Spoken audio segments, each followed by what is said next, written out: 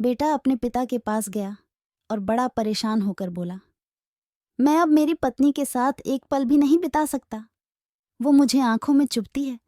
कभी कभी मुझे लगता है कि मैं उसकी जान ही ले लूं, लेकिन मैं जानता हूं ऐसा करके मैं और ज्यादा मुसीबत मोल ले लूंगा। पिताजी, मैं आपके पास आया हूं, अब आप ही मुझे कोई रास्ता बताइए।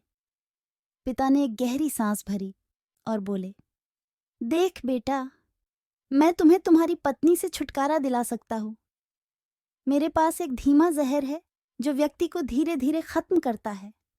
मैं तुम्हें वो देने के लिए तैयार हूं। बस तुम्हें मेरी एक शर्त माननी होगी। दरअसल ये शर्त भी तुम्हारे भले के लिए ही है। तुम्हें आज से ही अपनी पत्नी से अच्छा व्यवहार करना होगा। उससे प्यार से बात करनी होगी।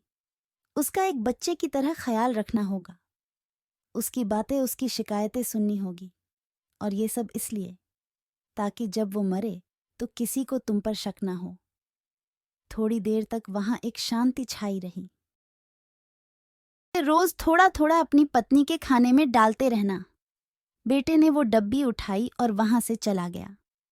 30 दिनों बाद बेटा फिर से जब पिता के पास वापस लौटा तो उसकी आंखों में आंसू थे।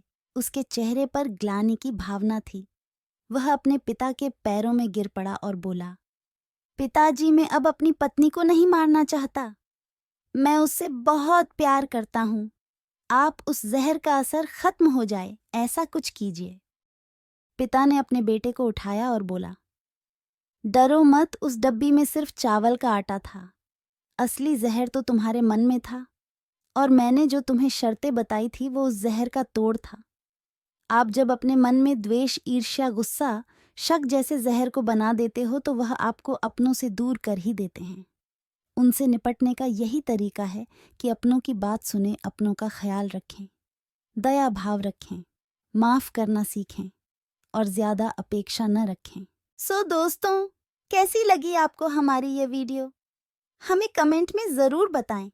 इस वीडियो को लाइक करें और हमारे चैनल को सब्सक्राइब ज़रूर करें।